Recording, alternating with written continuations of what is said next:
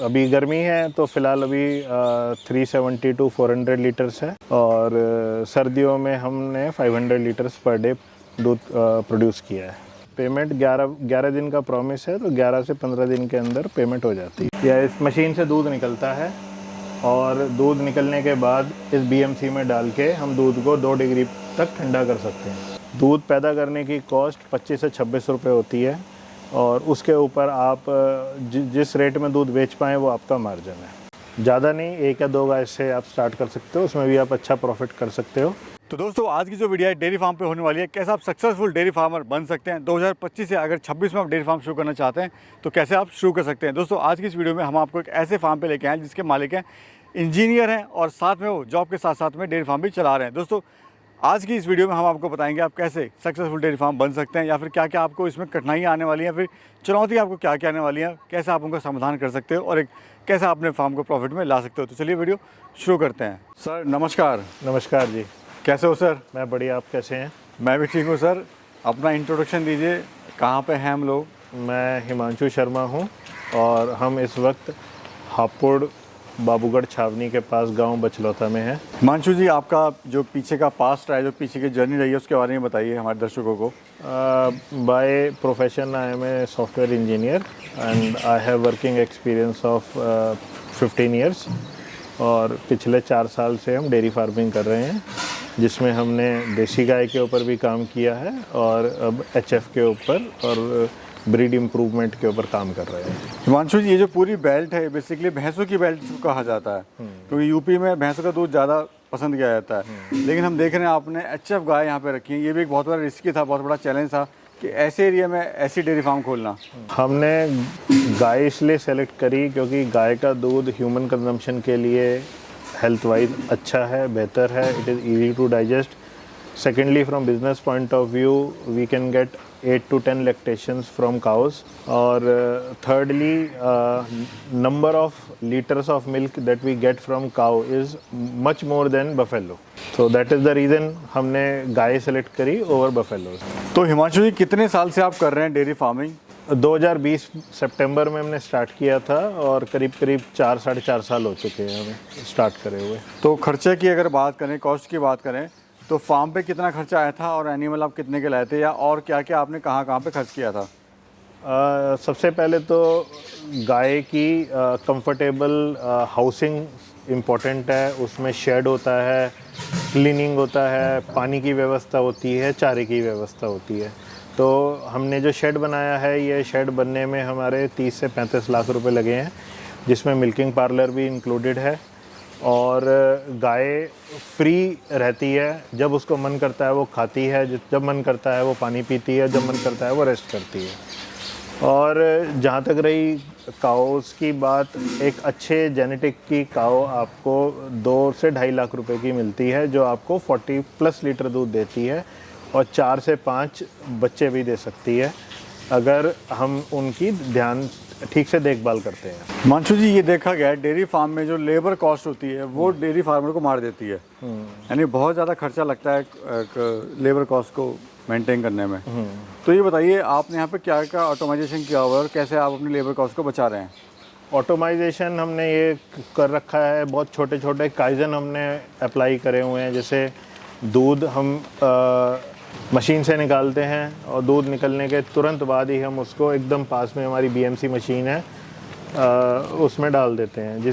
और सेकेंडली, जहाँ गाय हैं वहीं एकदम मिल्किंग होती है, तो गाय को मिल्किंग पार्लर तक जाना और वापस अपने हाउस में आने में एफर्ट नहीं लगता, और लेबर कॉस्ट कम होती है। सेकेंड, हमने ऐसा सिस्टम बना रखा है कि जितना भी गोबर है सारा चैनलाइज होके गड्ढे में चला जाता है, किसी भी वर्कर को सर पे गोबर ढोना नहीं पड़ता। थर्डली, हमने मोटर्स लगा रखी हैं जिससे गाय अपने आप नहा लेती हैं, फॉगिंग हो जाती है, और मिल्क लोड करने के लिए भी हमने एक सेपरेट मोटर लगा रखी है कि टैंकर आया, हमने अपने आप button, with press of a button milk is loaded into the van.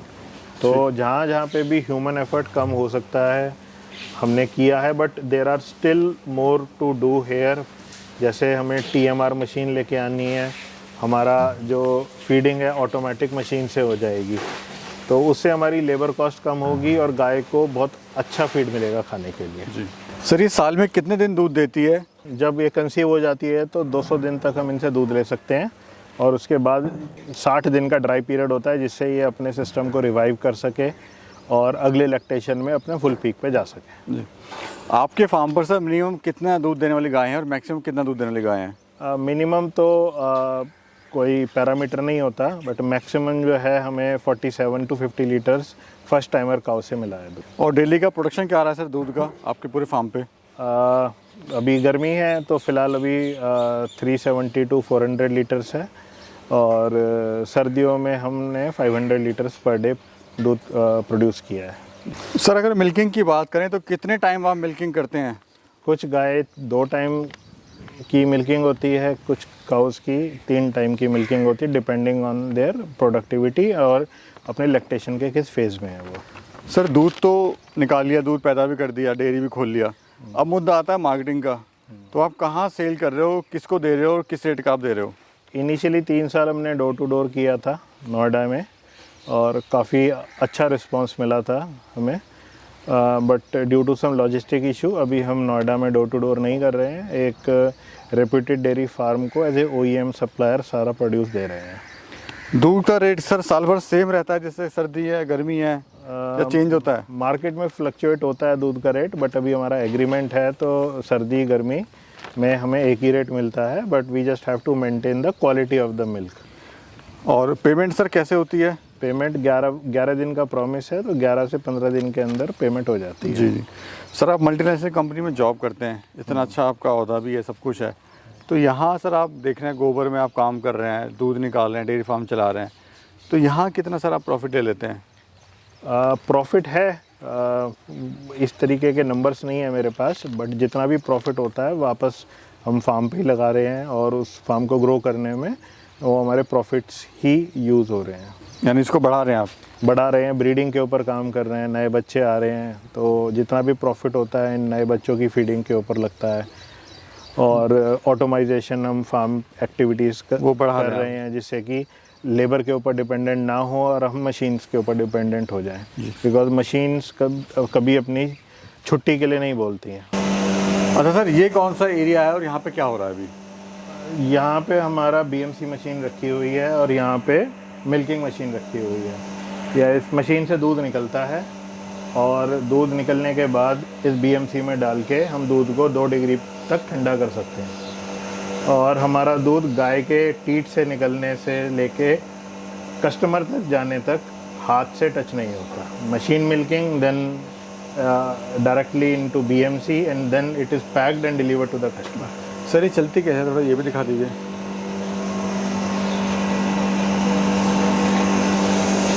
सही, इस तरह से जो है यहाँ पे दूध ठंडा किया जाता है। ठंडा किया जाता है। अब सर आप तो सक्सेसफुल चला रहे हैं इसको 4 सालों से, अगर कोई हमारा युवा साथी या कोई बेरोज़गार साथी है, किसान भाई, इसको डेयरी फार्म को शुरुआत करना चाहता है और वो 10 गाय से शुरू करना चाहता है, तो 10 गाय का खर्चा कितना आएगा, कितना प्रॉफिट इसे ले लेगा वो?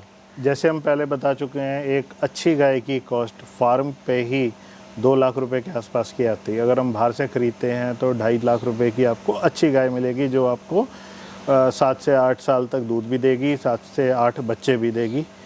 तो एक गाय की कीमत 2 लाख रुपए के से 2.5 लाख रुपए तक की होती है, depending on their genetics. Secondly उनका हाउसिंग अगर आपके पास है, गाय की कंफर्टेबल हाउसिंग, फ्री रेंज गाय रहना पसंद करती हैं, तो आपको वो सेटअप करना पड़ेगा। तो 10 गाय के लिए कम से कम 10 से 15 लाख रुपए आपको सेटअप करना पड़ेगा। उसमें मिल्किंग मशीन भी चाहिए होगी आपको, BMC भी चाहिए होगी आपको, और इस तरीके का जहाँ पे गाय खड़ी हो सके आपको वो सेटअप भी करना होगा। तो मान के चलिए अगर आप 10 गाय से शुरू करना चाहते हैं तो आपके पास 50 लाख रुपए होने चाहिए, जिसमें आप कुछ पैसा इनका जो फीड है, हरा है, भूस है, साइलेज है, उसकी सप्लाई चेन मेंटेन करेंगे और बाकी पैसे जो है आपको गाय और उसकी हाउसिंग के ऊपर खर्च करना पड़ेगा। और कमाई कितनी ले लेगा सर वो? एक गाय से जो 40 लीटर दूध देती है, दूध पैदा करने की कॉस्ट 25 से 26 रुपये होती है और उसके ऊपर आप जिस रेट में दूध बेच पाएँ वो आपका मार्जिन है। ठीक। बट ये जो 40 लीटर है वो पूरे साल नहीं देगी, तो you have to average it out.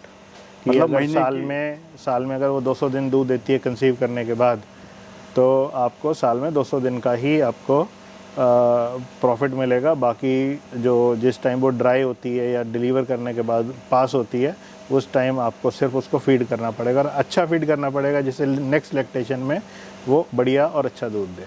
तो हिमांशु जी, शुरुआत में आपको इसमें समस्याएं क्या क्या आई थी या फिर क्या क्या आपको इसमें चैलेंजेस आए थे? समस्याएं बहुत थी। हमारे पास प्रॉपर हाउसिंग नहीं थी गाय की, और नॉलेज की भी कमी थी। Over the period of time हमने उनको कॉन्कर किया। और दूसरी समस्याएं आई लेबर को मैनेज करने की, क्योंकि इट्स वेरी हार्ड वर्किंग, इसमें कोई छुट्टी नहीं है। आदमी बीमार हो तब भी गाय को खाना पानी हमें देना पड़ता है, दूध निकालना पड़ता है।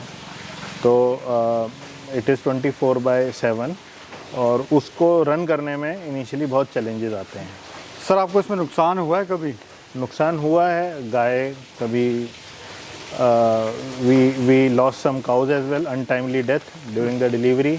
कभी उनके फीड में कुछ ब्लेड चला गया या कुछ अनवांटेड आइटम्स चले गए, तो उससे भी गाय काफ़ी बीमार हो जाती हैं। तो like one has to be very very careful in observing the feed, in observing the each and every activity of the cow during the day. Sir, नुकसान जब किसी को होता है तो अक्सर वो काम को छोड़ दिया करता है, लेकिन आपके मन में ये आइडिया नहीं आया कि मैं, या फिर विचार नहीं आया कि मैं इसको छोड़ दूँ, इसमें तो कोई फ़ायदा नहीं है, नुकसान ही नुकसान है? फैमिली की तरफ से काफ़ी प्रेशर है कि इसको छोड़ देना चाहिए। The amount of return that we get and the amount of effort it takes, वो कंपेयर कर ही नहीं सकते। बहुत ज़्यादा एफर्ट है, बट सेटिस्फेक्शन भी है। लॉन्ग टर्म में मुझे लगता है कि हम बहुत अच्छा प्रॉफिट बनाएंगे जब हमारी अपनी ब्रीड आएगी। और गेस्टेशन पीरियड 4 से 5 साल का है, और इतना टाइम तो देना भी चाहिए। खाने में सर अभी आप इनको क्या क्या दे रहे हैं? खाने में हम हरा चारा दे रहे हैं, साइलेज दे रहे हैं, और जो ग्रेन्स की फीड है वो हम अपनी फॉर्मुलेट करते हैं यहाँ पे। सप्लीमेंट में मिनरल्स दे रहे हैं, टॉक्सिन बाइंडर दे रहे हैं, ईस्ट दे रहे हैं, बफर दे रहे हैं, बायोटिन, सेलेनियम, ये सब चीज़ें दे रहे हैं, जिससे गाय की ओवरऑल हेल्थ अच्छी रहे। और अभी क्या कॉस्ट सर आ रही है पर डे की, अगर बात करें पर काऊ की खाने पे? एक मिल्किंग काऊ की कीमत जो 40 लीटर दूध दे रही है, उसकी कम से कम 500 से 600 रुपये इंक्लूडिंग लेबर आ जाती है। और कितना समय आप देते हो सर पूरे फार्म पे? फार्म पे 24 घंटे आपको नज़र रखनी पड़ती है। When I am here, I am in the shade. When I am at home और at office, I am looking into the all the activities by the cameras that we have.